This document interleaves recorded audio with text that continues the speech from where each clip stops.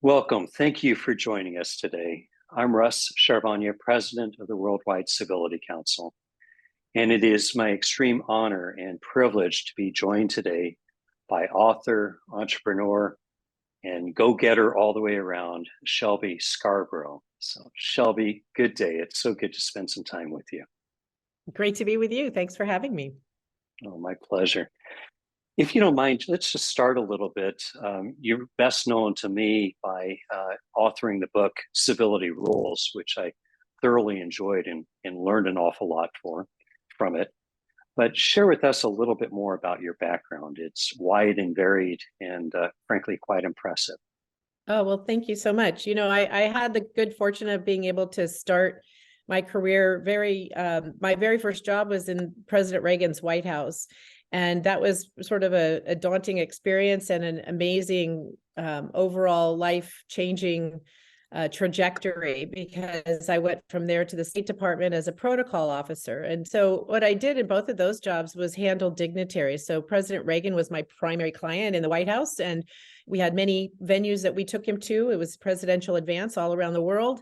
And I was able to be a witness to some great historic moments, like his speech at the Berlin Wall and being in the middle of the Kremlin when he was signing the treaty with General Secretary Gorbachev, and a lot of economic summits around the world. And then I went to the State Department, where I handled the incoming guests to the presidency, meaning kings and queens and prime ministers and foreign ministers. So nobody below a foreign minister was handled by that office.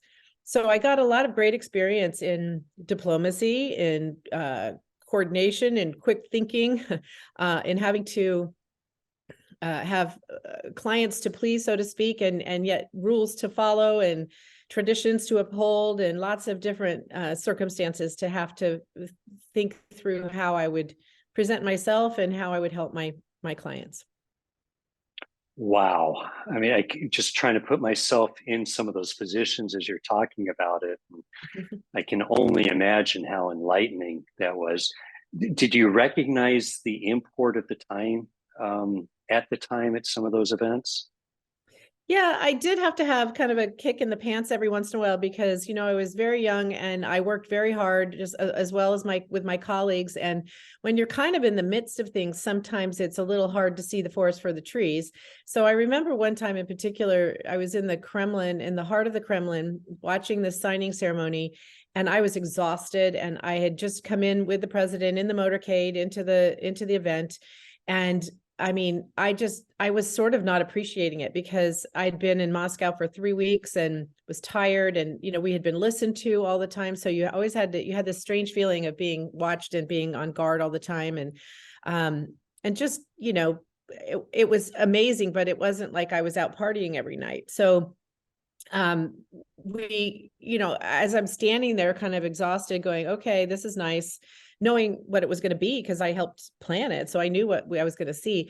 And somebody from the embassy was standing next to me and said, "Oh my God, I can't believe that I'm here. This is so amazing." And he'd been at the embassy. He said, I've been at the embassy as a public affairs officer for 3 years, and I've never been inside the Kremlin. This is amazing. And I'm thinking, this is like the 5th time this week I've been here.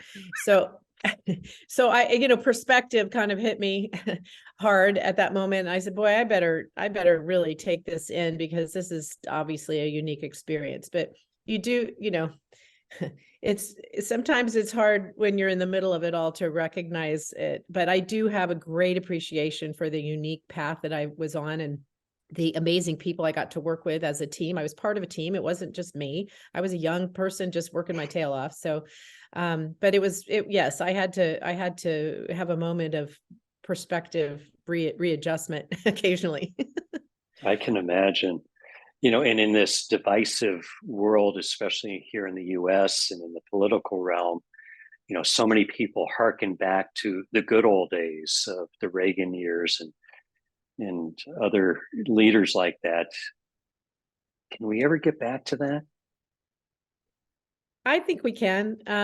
Life is way more complicated now than it was then. And, every year that this country, there's been people on this planet, has gotten more and more complicated.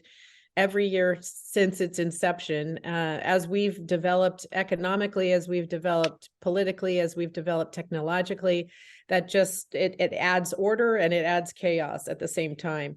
So the human part of us has to really try to work harder to balance out the negative stuff that seems to be kind of ubiquitous at this point. The yin and the yang, if you will, of society. Interesting. I started this effort to try to restore civility to society 9 years or so ago now. And the group that had been working with me from the outset, we spent the first 4 months of our efforts trying to define the word civility. We thought that was a logical place to start. And I describe it like trying to hold sand in your hands. We just were coming up with some pretty cool definitions, but nothing that quite fit the bill. And then I did what I should have done from the outset, which is what I Googled it and went to Wikipedia. And Wikipedia at the time said, when you typed in the word civility, it said see incivility. And it was one of those aha moments for us. It was one of those things that was easier to define what it is not than what it is. So with that as backdrop, how do you define civility, especially in today's world? So I suppose most of the quick responses for civility come down to things like being caring and nice and courteous to people, to one another. And that's absolutely part of it, but to me, that's part of it. But what I discovered in the journey of writing the book was that it is much deeper and broader than we can imagine if we really want to embrace true civility.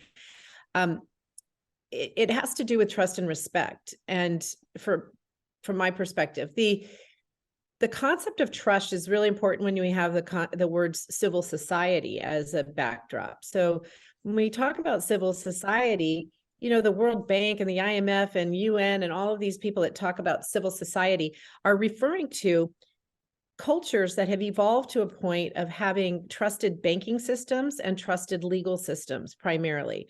But it's ironic to me because sometimes the most civil societies are the most primitive, as in tribal. And they have a very well-established order among them of how they treat one another, how they show respect for one another, how they treat their elders, how they treat their children, how they treat their spouses. There's sometimes a higher sense of civility in what we would consider, what the modern civil world would consider a civilized society. So there's a lot we can learn from people who live much more simply than our congested urban and modern society. So that brings something up to me, and that is it easier to have a civil society when you have greater homogeneity than we have in the more developed countries, and particularly, I think, in the US? Perhaps, maybe because now we are feeding on our differences rather than our common bonds. And the bottom line is we're all people. And if we could get that through our heads, we might be able to move forward a little faster. Or I'm not sure fast is the reason to do anything with civility, but we could have a deeper and better understanding of one another, compassion, empathy, which are all components of civility in my world. But it is because I do think that there's a lot of factors that contribute to us picking apart each other because of our differences rather than coming together around our common bonds. I think back to what I'll call the Reagan era, and were passions just as inflamed then as they are now, I think. I think that's a fair statement. But there was that baseline dignity and respect that, we can argue vehemently amongst each other, but we're not going to attack the person quite so much. Am I accurate in saying that? Oh, yeah. I think that's where this has gone to a large extent, is we've lost our ability to have a good debate. There are no more debate clubs, or very few across the country, around the world. And I think that's a lost art. It would be really helpful. It could be a great project, would be to sponsor debate clubs from a civility standpoint, because we would learn how to argue effectively and courteously and with civility, because especially in debate, you tend to learn both sides. You tend to the challenge is to be able to argue both sides of the equation, and it's not about picking a person, it's about an issue. So if we've lost that kind of fine art to be able to argue the issue, and we revert and convert to personal attacks, which is not helpful. It's not helpful, it's destructive, and it doesn't actually get anybody anywhere. No, it doesn't help anybody win their argument, and all it does is create more fracture between us. Yeah, you mentioned, tribes and tribal communities.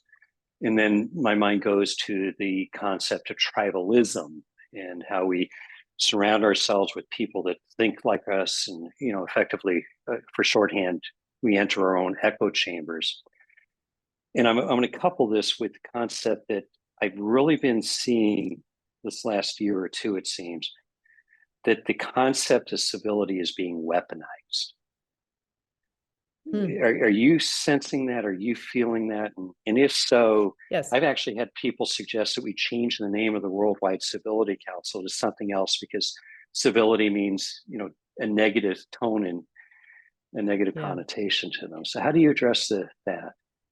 Well, it's just like somebody who wants me to leave my political party because they don't think it represents what we stand for anymore. And I said, but if I leave it, then it definitely doesn't. So I want to stand for what I stand for. And we need to own civility. The people who believe in true civil society and true a comportment of civility and relationships based on civility, we need to own that space, because and take it back then if it's being politicized, if it's being weaponized. There is a bit of doublespeak going on for anybody who's read 1984, and it is confounding to think that things are being hijacked in the name of civility. Things like political correctness, where we are punished if we don't use the terminology of the time, and that seems to be changing so rapidly that nobody can keep up with it. And it's not my job to punish somebody and to tell somebody else what to say or how to behave, or what proper terminology is for something. That's not my job. That's not anybody's job. It's our job to have an open heart and an open mind and try to get to the heart of what somebody is trying to say, rather than criticizing them for the fact that they use the wrong adjective for the current times. There are some distinctions in that things that have stood the test of time, some racial slurs that we know from a societal standpoint are racial, but there's a lot of evolution going on in language right now. And the language police, I'm not in favor of. I'm not in favor of legislating civility. I'm in favor of humanity around civility and having us understand what our responsibilities are to our society, but not the rules. So I named my book Civility Rules, but it's with an exclamation point, as in civility rocks, not we have to be bound by rules, because this is more about understanding people and the emotional intelligence factor, and trying to figure out a way to work together and have really great communication, and not shying away from difficult conversations. And that's what's being hijacked, I suppose, based on what your question was we can't talk to each other anymore, because we would effectively insult everybody with everything we ever said. And that is a disease. I really appreciate what you said there, and there's an awful lot to unpack. I'll give you a quick example. The trans community.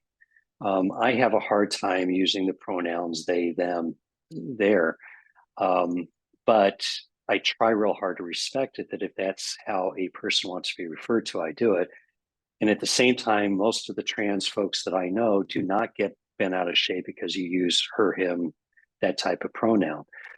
They understand how it's a complete shift of our English education over all those many years. But how do you handle a situation when the behavior, the language, the attitude is just so abhorrent that that it just, you can't find a way to personally treat that person with civility, with dignity. How do you personally So handle those this is situations? you said the yin and the yang. This is the yin and the yang. This is the ironies. This is the hard choices that while it's not my job to correct somebody else, if somebody else is absolutely disrespectful, and I don't mean just made a mistake in a pronoun, but deliberately is trying to offend us. And there is a difference. And I think if we took a step back, we would really honestly know the difference. We're a little trigger happy right now with, oh, that's offensive to me. And I find that to be immature. I find that to be without merit in many cases. There are cases when people are just plain rude, uncivil, and completely disrespectful. So we have choices. We have choices how to react. It's not about correcting them. It's not about fixing them. It's not about any of that. It's how we respond to it. So my response in some cases, if it's mildly offensive or just, something that I think that they misspoke and they didn't quite get it. And maybe I might sort of tease them or something if I felt comfortable enough to lighten the mood around something. If it really truly is, then I think there's a time you just walk away. You just say, I thanks so much. Have a great day. I think I'm going to be moving on now. And if you really feel that you need to push it because people have a hard time squelching their emotions in this area, I think that the mature way to deal with something like that is to say, I'm uncomfortable with this line of conversation, and I respect that you have your views on it, but I don't really want to go further with the conversation because it's just not within my comfort zone, and try to step away from it that way. Again, I look at, last night, this is a strange analogy, but last night I watched the end of Ozark. Do you know the television show Ozark? I don't. Okay. So it's quite brutal and talk about uncivil. I mean, it's just, it's violent, but there was a scene where one of the characters who is not of high breeding, she's not very, she's kind of, she grew up very poor. She's a street smart kid. I don't want to spoil it for anybody. Her name is Ruth, is the character. And she has an encounter with this other woman's father, this woman, Wendy's father. And he proceeds to, in his very slick way, completely tear her apart. And very insulting. And she just stood there and she said, well, I think I'm going to be moving along, and just turned around and walked away.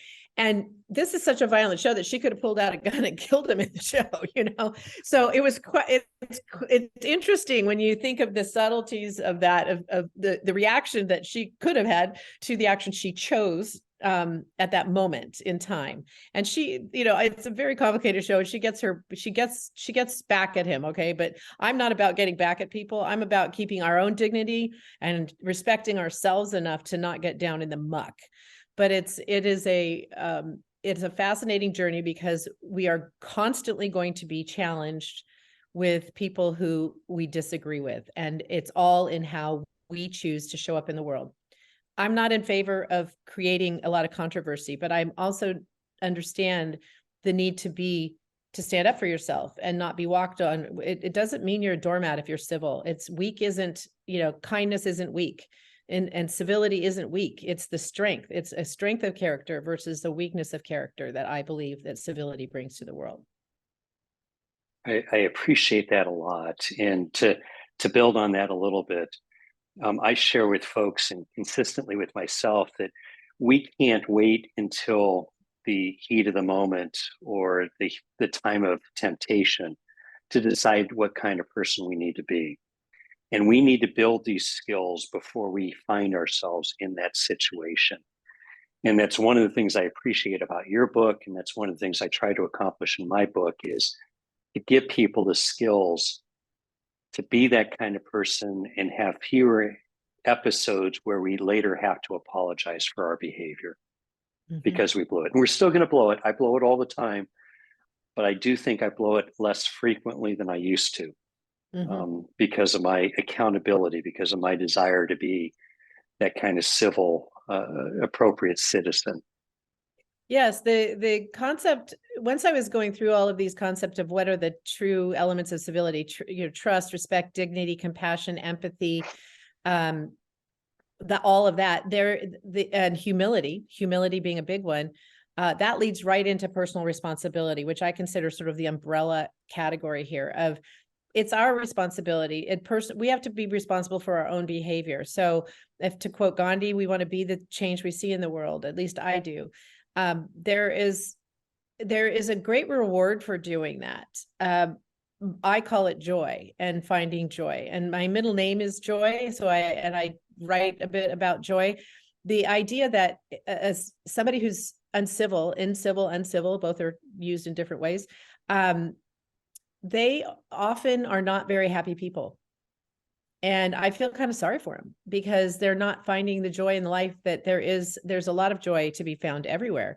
And so, if you're not joyful, then it's hard to be civil, right? If you're sad about things, or if you're angry about something, then civility doesn't come very easily. So I try to bring joy to the world where I can. And I keep saying it's personal responsibility. If we go back through this interview and look for language that we have used here, I hope that I have not said "you should" anywhere, because that is one of my practices that you talk about having skills. That's one of the things I really try to work on, is to not project what somebody else should be doing. And in fact, the whole book isn't about what you should be doing, but it is my practice of civility. And I wrote it down in hopes that somebody else might like it too. So it's not about me telling you how to live your life, but to share how I've chosen to live mine and why. The father of the civility movement is Dr. Pierre Forney, Choosing Civility, which I'm sure you've read and so on.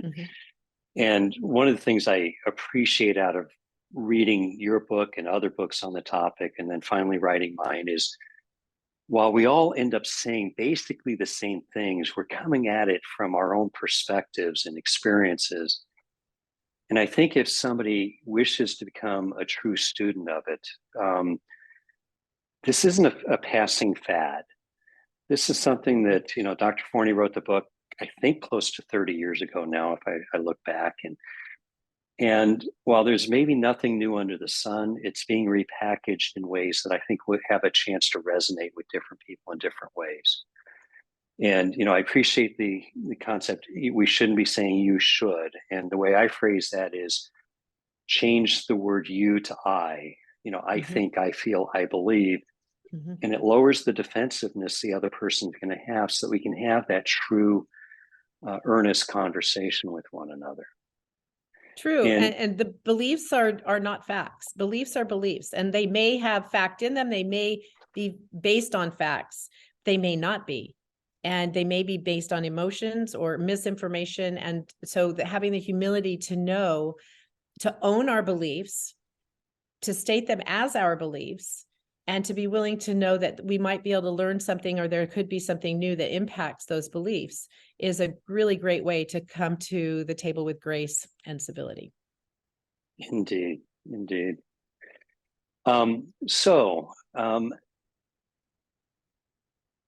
The personal responsibility, and we lead by our example. And for people that we're close to, that we have that trust that you talk about being so important,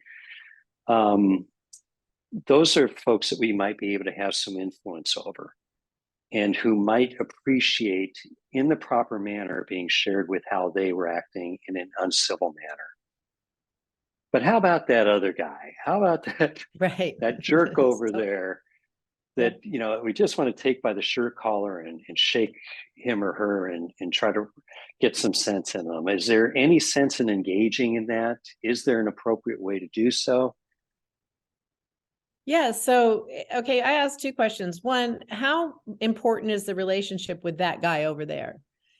And if the answer is, well, I don't know him, or it's not important, I don't care about him, well, then why bother? It's not our job to educate him, he or she, or I don't, whatever. I mean, it's not our job. Now,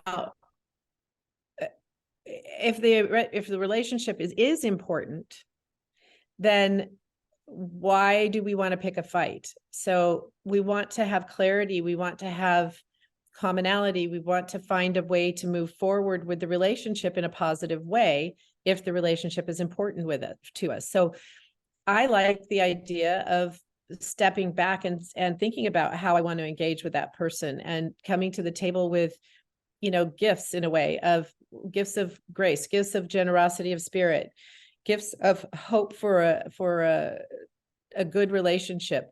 And hope is not a plan, but it is definitely a spirit, a generosity that comes to the table that can help us move forward.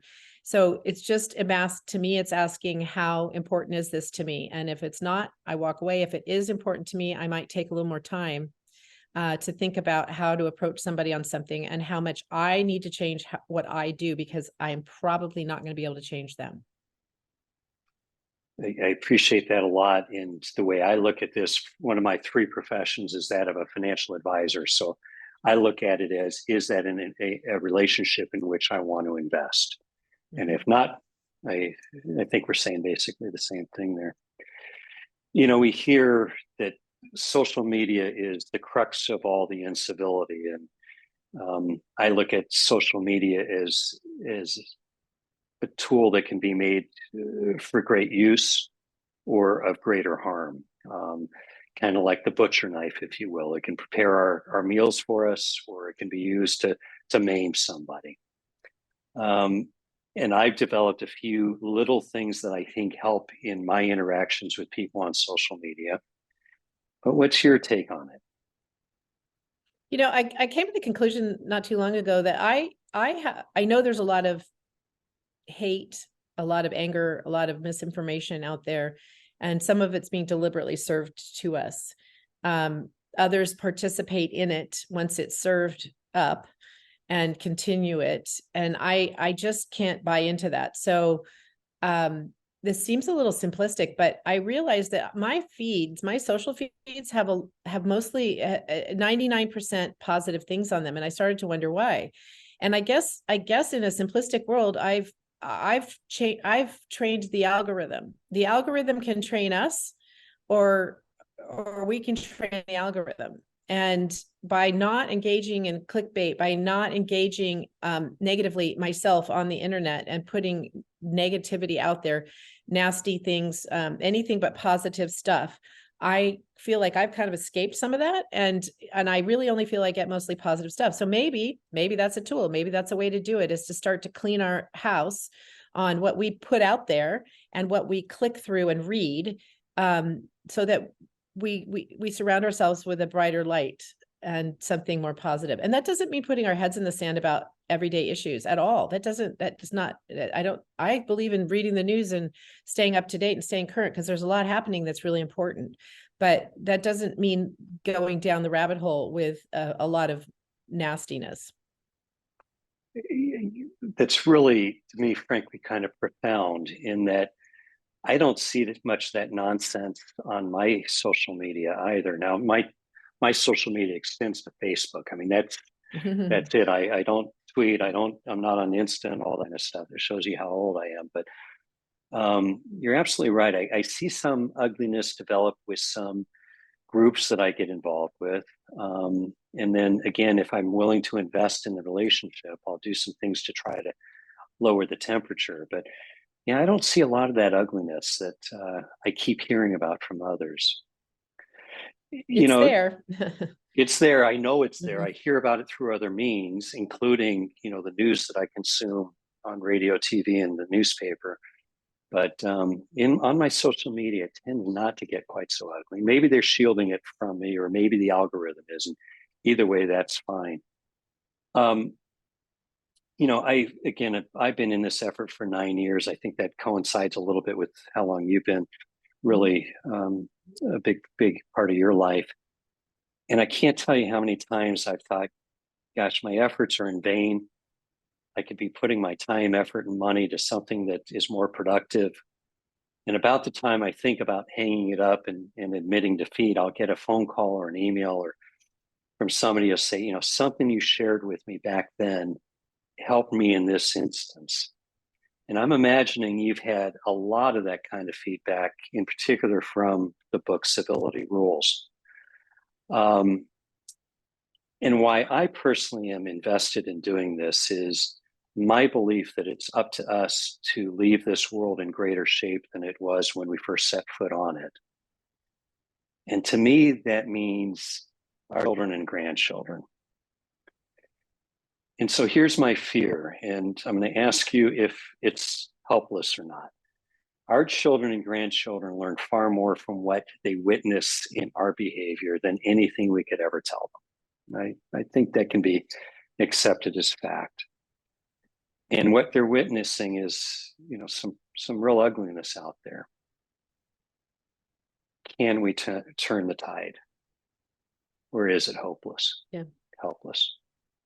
I don't think it's hopeless, but it does take a lot of work and a lot of effort. And whether it's through churches, whether it's through schools, whether it's through social clubs, and most importantly, parental guidance, to instill the values of civility into each and every child. And that's a very interesting and controversial statement at this point, because there's just so much discussion about what are the right values. And to me, trust, respect, dignity, empathy, humility, honor, those are all timeless and raceless and cultureless, and they're omnipresent. They are human. And for us to work together on this planet to create a greater good along the way, we need to work together to do that. And so this kind of a curriculum or emphasis, I just think is really important to get into the hands of children and have them understand better how to cooperate with one another and communicate. And again, I am a free speech proponent. I'm a democracy proponent. I'm a capitalism proponent. I believe that those things are the best of the worst systems in the whole world. They're all bad, except for, it's the best of the worst. And we all have to work at all of them. And I want to maintain our freedom and our dignity and our right to movement and our right to speech. And the only way to do that, in my mind, is through a civil world where we respect one another's views, and even if they're different from our own. Well, in therein lies the bottom line, if you will, that for a civil society to work, we all have to agree to the guardrails that we're going to abide by. And we tend to do a pretty good job of it on the streets and highways. We see a red light, most of us stop. And we need to get back to that with our daily interpersonal dealings. And I can think of no better way to do that than us exemplifying it, sharing with the people around us some of those tools and techniques so that they can improve, and have our children emulate those kinds of behaviors instead of the shouting at each other and the tearing each other down. I think part of where we've found ourselves in some difficulty is allowing it to become, in some people's minds, a zero-sum game, where if you prosper, that means I'm suffering, and there's enough bounty in front of us for everybody to prosper. And if we can put people on our shoulders instead of tamping them down, then I think we have a chance at pulling things out.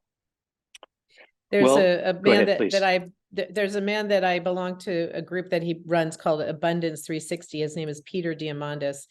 And the whole name of the group says it all, abundance, and abundance all around us, 360. And he's an amazing, interesting, positive, forward-thinking individual. And he's much more optimistic about humanity and society even than I am. And he believes in technology and the use of all of these things like AI and all of these things to move us forward and all the good that can come of it. But he also admits and understands that this is something that while we can think abundantly, and it would be I believe it's a great mindset to have, we also need to think about things from a responsibility standpoint and for society in general. And so the guardrails are an interesting way to put it, because while I say I don't like rules, I'm not an anarchist. And I believe society has these places that we know what they are. We know what they are when we see them, about how to treat other people. And we know when we violated those guardrails, when we've gone outside of them. And maybe that's partly teaching children where those guardrails are, in a loving way that isn't about making them fearful to speak their mind, making them fearful to ask questions when they don't understand something, and just take what's given to them, and to question why in society constantly, because these are the things that make the society great and better and continuing to change. And if we shut down that kind of communication, that's where I think we're doomed. I couldn't agree more. Well, Shelby, Joy, I'm thoroughly enjoying this, and I'm convinced we could go on for another hour or two or 10. You bet. But based on what you shared with us as far as your background, and you've met so many phenomenal people over your lifetime, I'm going to pin you to the corner here and say, if you could only name one, who is that most amazing person that you've had the privilege of meeting? Oh, that's not fair. I only name one. Well, see, because I think I have to tell you two or three. Let's see, the ones All right, that were I'll allow it. So Ronald Reagan, for sure. He was the picture of decency. Whether you agreed with him politically or not, he was a civil person. He treated everybody with dignity and respect. He cared about humanity. He cared about people. Nelson Mandela, who I had the privilege of handling as my very first client when I went into the private sector. He was right when he was right out of prison. He could have been angry. He could have been wanting retribution, revenge, all sorts of things. And he was the opposite of that. And he lived that. He lived his civility as well. He practiced what he preached. Pope John Paul II would be another one that I had the honor of spending time with. And a fun current one is somebody that a lot of people know from the Food Network, is a friend of mine named Guy Fieri, who I think is actually quite an interesting person, and somebody who's very civil and very kind and caring towards humanity, and deserves a lot of respect for what he brings to the world. Well, that was four. Four folks that in my mind are, no, that's awesome. And as I'm going through what I know about those four, which not nearly as intimate with them as you are, for entirely different reasons from one another. Oh yeah, they're very different people for sure, and their reach. I don't know. A Guy Fieri may have more reach than Ronald Reagan ever did, based on certain things, but who knows? But they all bring something to the table that is worthy of respect. And I think that just speaks volumes in how much impact each of those totally different kinds of people had on your life, multiplied by thousands or maybe hundreds of thousands or millions. And yet each one of us has the ability to have that kind of impact on others as well. We don't have to be an author or speaker or president, what have you, to turn things around, right, to help create the kind of world that we are willing to leave to our children and our grandchildren. True. And when I say it's not my job, I've said it's not my job to change somebody else, but it's my job to make sure that I bring my best game to the table and bring the best self I can bring. And that's where the emphasis needs to be, because that behavior might just be all it takes to change everything. Indeed. And just like a teacher, we never know, we may never hear the story of the kind of impact we've been able to have on somebody. But if we do the right things every step of the way, we will have that kind of impact. Absolutely. Well, Shelby, Joy, and I'm using your middle name intentionally. You brought joy to my day, and I thank you for that. And I know you will to our listeners and viewers. If you have not read Civility Rules, please go out and get it. It's a neat read.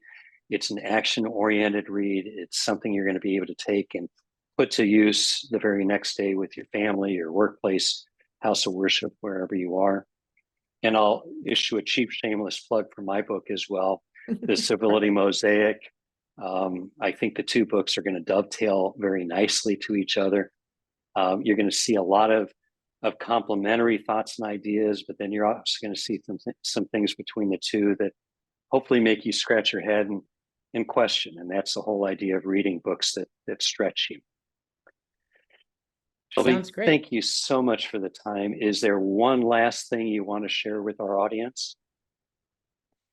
Just I wish everybody a happy holiday season and go forth and be the person that here's one fun thing. I have a website called joyjourney.life, and it's all things joy and civility. So it's products and things like that kind of are emblematic of civility and joy. And one of the things I have is a keychain that says, "Be the person your dog knows you to be."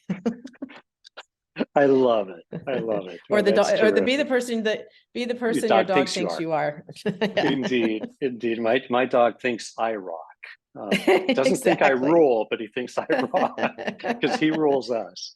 Exactly. Perfect. Shelby, Well, thank you so much.